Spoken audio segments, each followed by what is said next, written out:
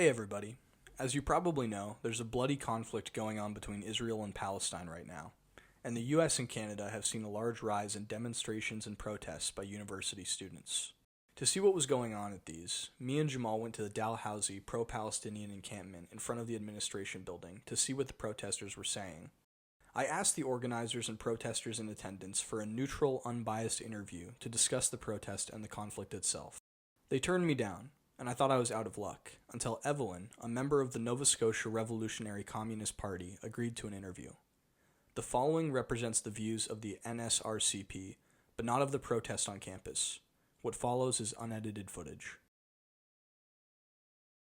All right, so we're here today at the Dalhousie Pro-Palestinian protest encampment. Is that Yes. how it's referred to? And we're here with Evelyn, who is involved. Do you want to talk about the organization that you're here involved with? Yeah. So I'm not actually part of the students, so I can't speak on their behalf. Or I am a student here, but I'm part of the Revolutionary Communist Party, and we're out here showing support. There's a lot of organizations that are coming out showing support, like for Palestine, other more neutral organizations like ACPS and Halifax Palestinian Organization. So there's a lot of organizations who are like coming together to show support and help on this, and it's like a big community effort.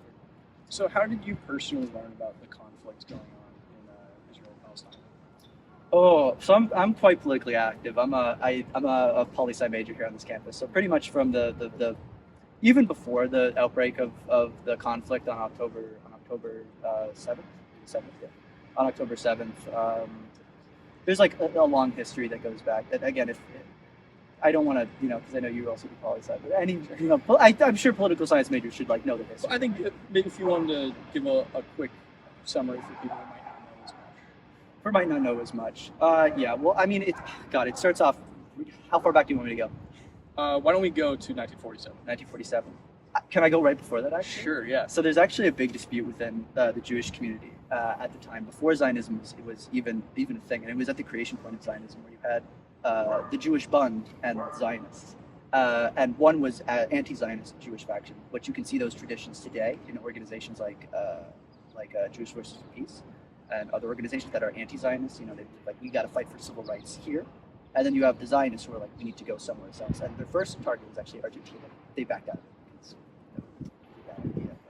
But yeah, and so that's kind of where it starts. And then you get to settlers coming in, and there was already Jews living in Palestine, and of course there was always a little bit of conflict. But under Ottoman reign, it was not saying it was great, but it was conflict was definitely reduced. And then of course you have the British Mandate and the creation of Israel and Palestine. And of course, within that conflict itself, it's I get the best analogy for it is you're living in your house, and there's people who are Jews who used to live in Palestine as well, who are also, and there's a couple cases of this you can find, where it was some guy moves into your house and then it's just we're sharing this space, which is it's not a great deal, you know what I mean? Because it's I'm living in this space, and then someone comes in and it's you guys are going over here. Why are you mad at me? Because we're sharing the space. It's well, not really, because you took half of my couch. You feel me? I don't know. I use analogies a lot. I hope you don't mind. No, that's absolutely fine. I don't know what the stance is of the Radical Communist Party? Revolutionary Communist The Revolutionary Communist Party of Nova Scotia, excuse me. But is the official stance that the conflict is a genocide? That's the official stance. The conflict right now is there's a lot of war crimes happening. It is an imperialist war against the people who are marginally not defensive. There's no real state force in Palestine. There's regional actors, and there's a small legislative assembly, but there's no real regional actors. At which our position is within this situation. Of course, it gives rise to terrorism. Of course it gives rise to terrorism and this type of resistance, because referring to Hamas there? Referring to Hamas is, if there's no state apparatus and there's no power structure, of course what will rise is, a kind of a pseudo-military, if this makes sense. Yeah.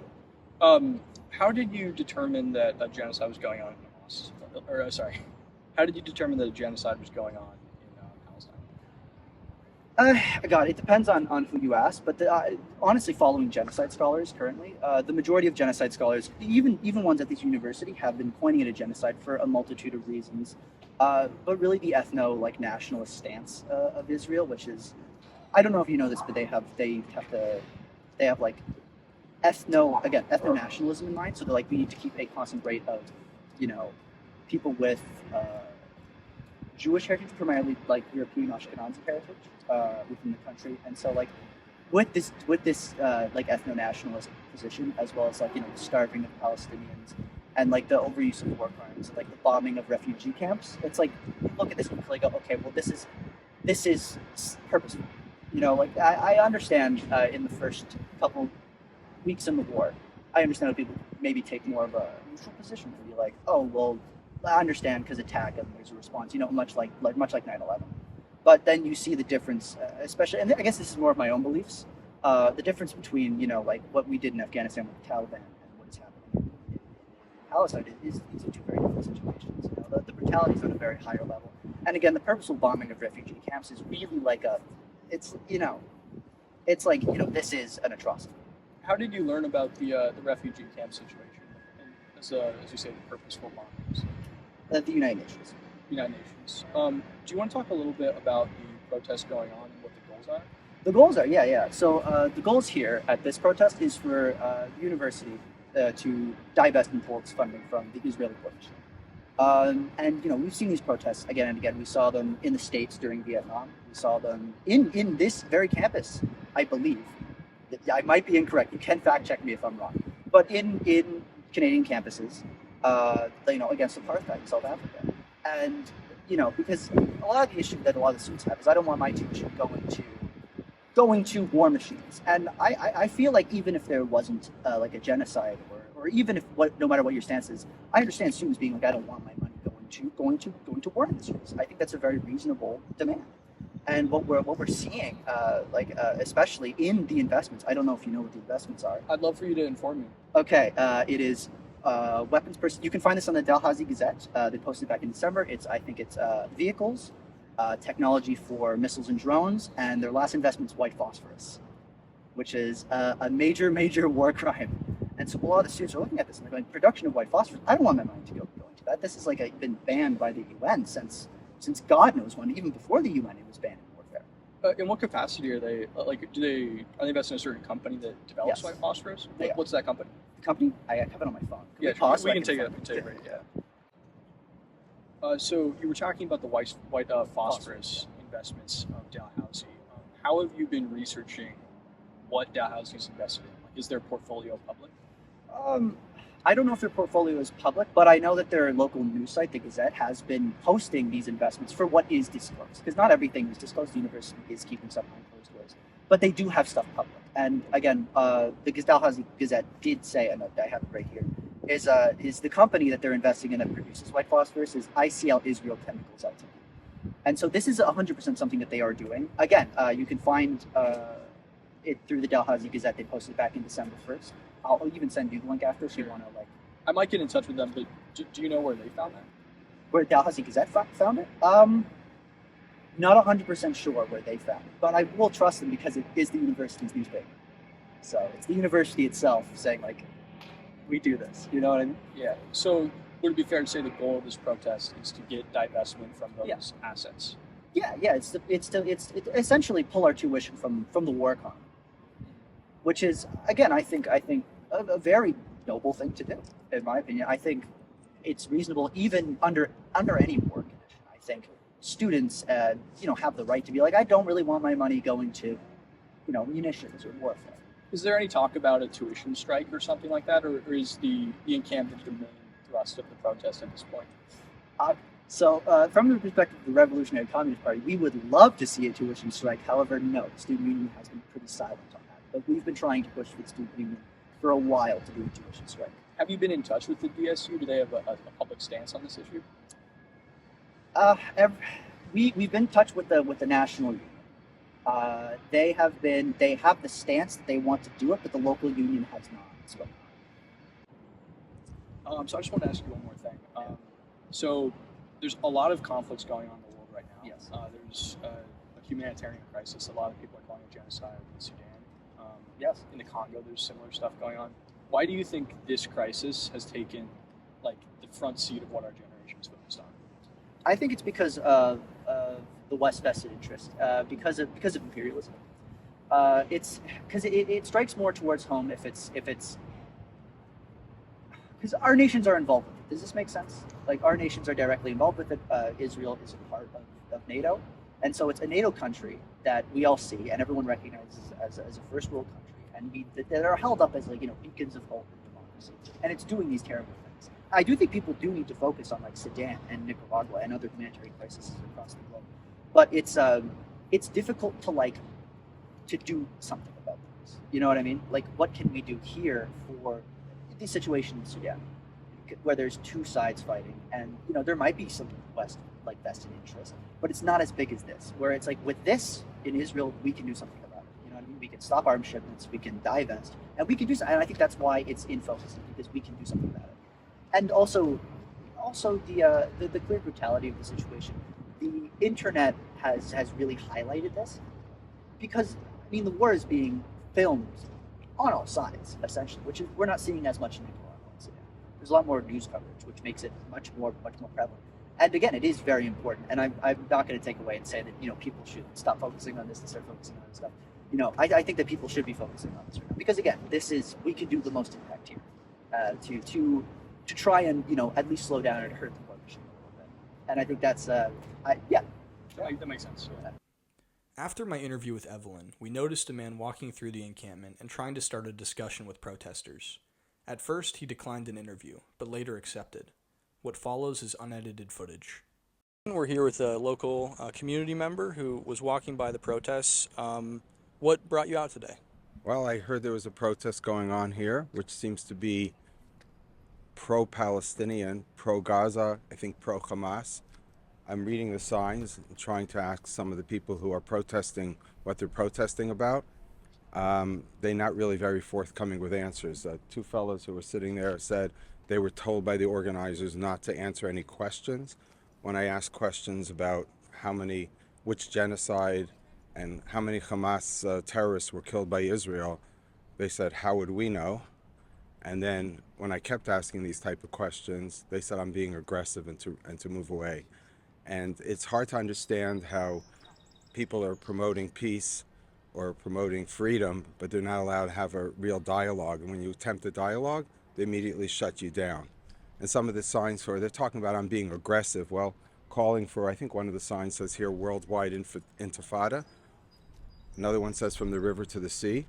Now, maybe they don't know what they're talking about, but from the river to the sea is part of the Hamas charter. The Hamas charter says that they'll wipe Israel and all Jews, including myself, who's Jewish, off the map, right? And everything will be theirs from the Jordan River to the Mediterranean Sea, which is basically to destroy Israel. Worldwide intifada, again, everything could be explained in different ways, but the way it's understood, the intifada was a violent rebellion, if you want to call it that. The second intifada in the year 2000 basically had people doing suicide bombings on buses, killing many civilians.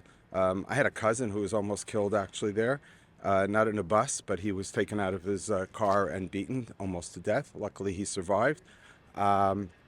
So the protests are very nice if you know what you're protesting for, if you're willing to stand up for what you protest for, if you're willing to discuss the facts on the grounds. But if they're saying they don't know how many terrorists are killed, and they're saying that Israel killed 40,000 Gazan civilians, they're not actually telling you much, because they didn't kill 40,000 civilians. Israel claims that there's about 14,000 Hamas terrorists were killed. You could dispute that, you could argue, but we know that Hamas has an army of about, I think they had 35,000. They had, I can't remember now how many battalions. I think it was 20-something battalions. 4 are still left. Now they're in Rafah. The rest were decimated, but with a lot of the Hamas terrorists moving down to the south and joining the other battalions. But many terrorists were killed. So the Hamas numbers, which is put out by the Gaza Health Ministry, which is controlled by Hamas, is not a reliable source of numbers. Now, it's very important to note, which I probably should have said before, that anybody who's killed, any civilian who's killed, any innocent civilian, is a tragedy. But you have to understand, they talk about context and why Hamas did what they did. There's no context, and I'm sort of rambling a little bit. I apologize. But there's no context for killing babies and putting them in the oven, raping women, mutilating their genitals, cutting off their breasts, and then taking them, parading them through the street all bloodied up and people cheering. That is not protest. That is not resistance. That is a war crime. And the genocide, the reason I asked them who's genocide is because Hamas has genocidal intent. They want to kill every single Israeli and even every Jew. And people who are promoting that idea of worldwide intifada, for example, here, Queers for Palestine, just notice that sign.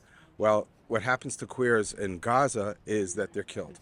Hamas kills them and throws them off the roof. And I'm talking about literal, you could check this out.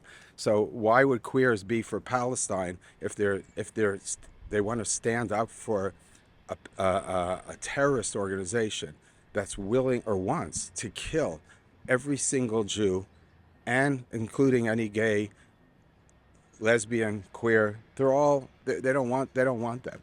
So there's no peaceful protest and telling me I'm aggressive or asking questions when they're promoting the unbelievable aggression and violence that occurred in Israel on October 7th. That was my long answer to your question. Why do you think there is such a strong sentiment among young people to protest on behalf of Palestinian people? From everything I understand, and I'm not an expert, it sounds like people, especially university students, divide the world into oppressors and oppressed, to black and white, and literally black and white. And they've decided that since Israel does have a very strong military, is very powerful, therefore and the Gazan civilians are being oppressed, therefore they're the oppressor, and Israel must be they're the oppressed, and Israel must be the oppressor, and therefore Israel is bad, without understanding or refusing to take into account what's happened. There's a long history between Israel and the Palestinians. There's a lot of debates about what should be and what could have been and what is going to be. Those are fair discussions and debates which go on in a free and democratic Israel. Not everyone agrees, and of course there's some more extreme positions on every side. But to define Hamas terrorists as a resistance group and being oppressed is just, I think it's despicable. We're talking about people, as I mentioned before, who are terrorists and murderers. And to say that Israel is genocidal, of course, many civilians have died. Just take into account what happened in Iraq. The United States fought in Iraq. I believe there was either 3 or 4 to 1 ratio of civilians to militants, and civilians die when you have an urban warfare. There's a fellow, John Spencer, who is an expert in urban warfare out of West Point. It says that Israel is the most moral army in the world, and the fact that they go out of their way to save civilians' lives is something which no other country in the world does. My son was in the Israeli army. He volunteered. He was on the Gaza border back in 2015. And he was instructed, as he tells me, you don't just shoot. You ask permission first from your commander under those circumstances at the time. It wasn't a war. And you just don't shoot. He never shot his gun in the months and months that he was on the Gaza border. It's just unbelievable that they can call Israel genocidal in the face of the genocidal acts that Hamas did, without them saying Hamas is a terrorist organization who's doing terrorist acts. Again, sorry for my long answer. It's okay. I appreciate your perspective on the issue. You were talking about how the protest views what's going on in Palestine as a genocide. There's clearly signage all over that refers to it as a genocide. You were also talking about potential Hamas sympathies that may lie. Have you seen that on a sign here, or where did you get that from? It's a good point. I haven't read all the signs, and I don't see them saying Hamas. I'm not 100% sure, but they're obviously defending Hamas when they're saying intifada, worldwide intifada. when they say from the river to the sea, they're quoting the Hamas charter. When I ask them how many Hamas terrorists, and they answer they don't know, they're not willing to discuss the issues about Hamas. So I maybe have to retract because I haven't seen all the signs, and maybe they're not actually saying Hamas, but it's implied that they're on the side of Hamas. You might be able to go and ask them. I say, do you consider what Hamas did on October 7th terrorism? Do you consider Hamas a terrorist organization? Which, by the way, I think the Canadian government, the U.S. government, and the European governments have said that Hamas is a terrorist organization. So maybe ask them, and leave it at that. All right. Thank you for talking to us. Okay, no problem. Thank you. After my interview with the man, who will go unnamed, I once again asked the protesters for an interview. I said that my journalism on the protests would be published either way, and I believed it was in my best interest, as well as theirs, that they be able to publicly communicate their perspective on a neutral, unbiased platform. The protesters once again turned me down. One unnamed protester stated, quote, "We don't want to legitimize your video because we don't want to legitimize that there are two sides to this issue." This video is not necessarily representative of any other protest movement in any other city, but this is what I found at the Dalhousie Pro-Palestinian encampment. I will have more to say about what I learned from the dynamics of this event in a later video, but it would not be appropriate here. This video is merely to educate and give an unbiased platform to both sides. If anyone from the protest sees this and wishes to engage in dialogue, as well as any pro-Israel supporter in Halifax, please message us through our social media accounts, at Voidcast on TikTok, at PodcastVoid on Instagram, or send an email to elevatortvmiles@gmail.com.